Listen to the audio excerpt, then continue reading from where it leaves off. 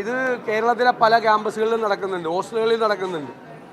വേറെ തരത്തിൽ യൂണിവേഴ്സിറ്റി കോളേജിൽ, തലസ്ഥാന നഗരിയിൽ സെക്രട്ടേറിയറ്റിൻ്റെ മൂക്കിന് താഴെയുള്ള യൂണിവേഴ്സിറ്റി കോളേജിൽ കഴിഞ്ഞ 3 മാസം എത്ര പേരാണ് ക്രൂരമായ മർദ്ദനമേറ്റ് വാങ്ങിയത്? ഭിന്നശേഷിക്കാരനായ വിദ്യാർത്ഥിയെ വരെ പരസ്യമായി യൂണിയൻ റൂമിലെ ഇടിമുറിയിൽ കൊണ്ടുപോയി മർദ്ദിച്ചില്ലേ?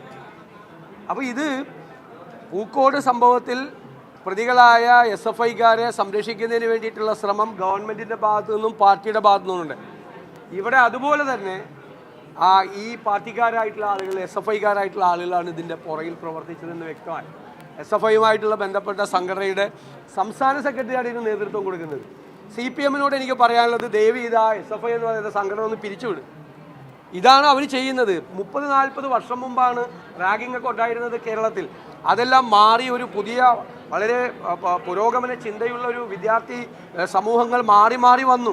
എന്നിട്ട് 30-40 വർഷം മുമ്പിലേക്ക് തിരിഞ്ഞു പോവുകയാണ്. ഇവർക്ക് ഡ്രഗ്സ് അടിക്കാനും ഇവർക്ക് മദ്യപിക്കാനും വേണ്ടിയിട്ടുള്ള പണത്തിന് വേണ്ടിയിട്ടാണ് ഈ പാവപ്പെട്ട വിദ്യാർത്ഥികളെ, ഒരു പട്ടികജാതിക്കാർക്ക് വേണ്ടിയിട്ടുള്ളൊരു ഹോസ്റ്റലിലാണ് ഇത്രയും വലിയൊരു ദുരന്തം നടന്നത്. എത്രയോ കഷ്ടപ്പെട്ടാണ് മാതാപിതാക്കൾ ഈ കുഞ്ഞുങ്ങളെ പഠിപ്പിക്കാൻ അയക്കുന്നത്.